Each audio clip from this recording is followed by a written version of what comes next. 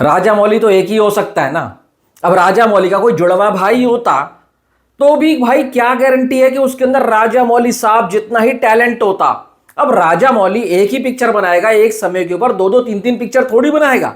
वैसे ही वो बंदा 1 साल 5 साल लेता है एक पिक्चर बनाने में। उसके साथ अगर किसी एक्टर को अलाइन होना है ना तो अपनी जिंदगी के 5 साल देने पड़ते हैं। उन 5 सालों में वो सिर्फ और सिर्फ उसी पिक्चर के साथ काम करेगा, कुछ और नहीं करेगा। यही रीजन होता है कि राजा मौली जो बनाकर निकालते हैं उसका रिजल्ट ना आउटस्टैंडिंग ऑसम उस कैटेगरी में आता है। अब जब से रामायणा का ग्लिम्स आया, रामा ग्लिम्स आया, पब्लिक ने बोला कि भाई इसके ऊपर तुमने 4,000 करोड़ लगाए, वीएफएक्स सीजीआई मॉन्स्टर जो तुमने दिखा दिए।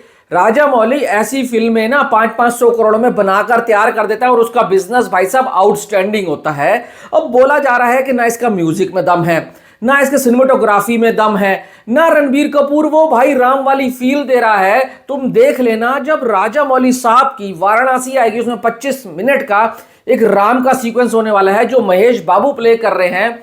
उनका तुम सीक्वेंस देखना और तुम उसके बाद भूल जाओगे रामायणा है क्या।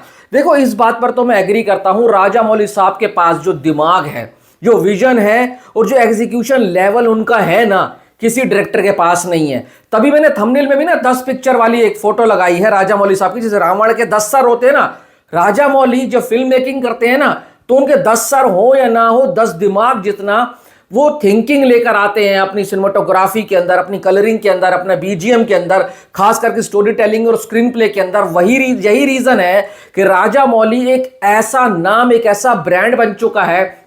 अगर वो डायरेक्टेड बाय राजा मौली लिखा हुआ आ जाता ना तो पब्लिक को मतलब नहीं है। एनटीआर है, प्रभास है भाई साहब, उसके अंदर रामचरण है या महेश बाबू है।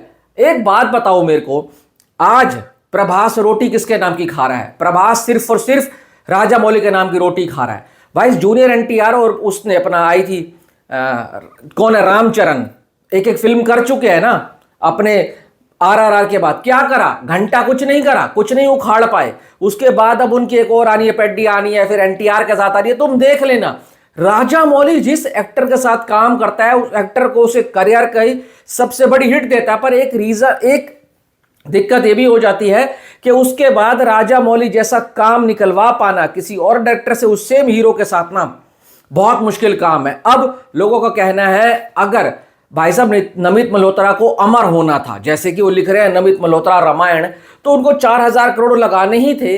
तो राजा मौली जैसे डायरेक्टर को क्यों नहीं अप्रोच किया उन्होंने? क्यों नहीं राजा मौली को बोला कि मैं रामायण बनाना चाहता हूं और आप बनाओ इसके साथ? तो राजा मौली क्या ना आते? बिल्कुल ना आते। राजा मौली कभी भी किसी और के कहने पर नहीं जाते हैं। राजा मौली अपनी शर्तों के ऊपर काम करते हैं। और आपको बता दूं, ये जो कहानी है नमित मल्होत्रा ने नहीं लिखी है। नमित मल्होत्रा का आइडिया नहीं था। ये आइडिया किसका था? ये नीतीश तिवारी का आइडिया था। उन्होंने स्टोरी लिखी है, उन्होंने स्क्रीन पर लिखा है, साथ में वो और बंदों को लेकर आए हैं। जब सारी स्टोरी ऑन बोर्ड आ गई तो जाकर वो प्रोड्यूसर जब तलाश कर रहे थे हैं तो जाकर नमित मल्होत्रा ऑन बोर्ड आए हैं। नमित मल्होत्रा ने बोला मैं इस पिक्चर को तुम्हारे साथ प्रोड्यूस करूंगा, इतने बड़े लेवल के ऊपर बनाएंगे, हम इसका ऐसे ऐसे बजट रखेंगे, सिर्फ इंडियन ऑडियंस के लिए, हम इसको ग्लोबल ऑडियंस के लिए रिलीज करेंगे।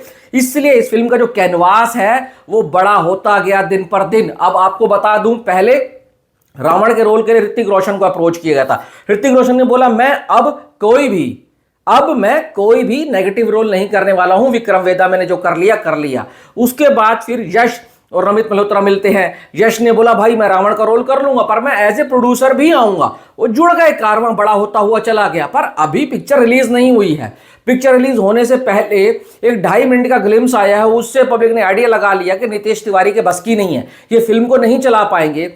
अरे भाई राजा मौली के ऊपर भी विश्वास तो भाई बाहुबली के बाद हिंदी ऑडियंस में हुआ है, फिर आरआर आती है, उसके बाद अब तो भाई वाराणसी आ रही है, उससे पहले मगधीरा और पत्नी क्या क्या पिक्चर बनाई थी। तो एक डायरेक्टर ने अपने आप को स्थापित कैसे किया है? कुछ ब्लॉकबस्टर काम किया है तभी दिया है ना। अगर आप देखो नीतीश तिवारी का रामायण से पहले का काम कोई बेकार काम नहीं है, अच्छा काम करा है बंदे ने, एक से एक बढ़िया बढ़िया फिल्में बनाई हैं। तो इसलिए इसी विश्वास के ऊपर नमित मल्होत्रा ने भी पैसा लगाया और मुझे तो पूरा विश्वास है ये बंदा कुछ अलग ही बनाकर आएगा। और एक बार पिक्चर रिलीज होने दो, नीतीश तिवारी भी है ना राजा मौली के कद के बराबर खड़ा हो जाएगा। पर उसके लिए पब्लिक को चांस देना होगा, पब्लिक को वेट करना होगा। अब पब्लिक इसका कंपैरिजन कर रही है किसके साथ? भाई साहब आदि पुरुष के साथ। आदि पुरुष कूड़ा है, कूड़ा। ये हीरा है हीरा। आदि पुरुष में तुम प्रभास की लुक देख लो और इसके अंदर तुम भाई रणबीर कपूर की लुक देख लो।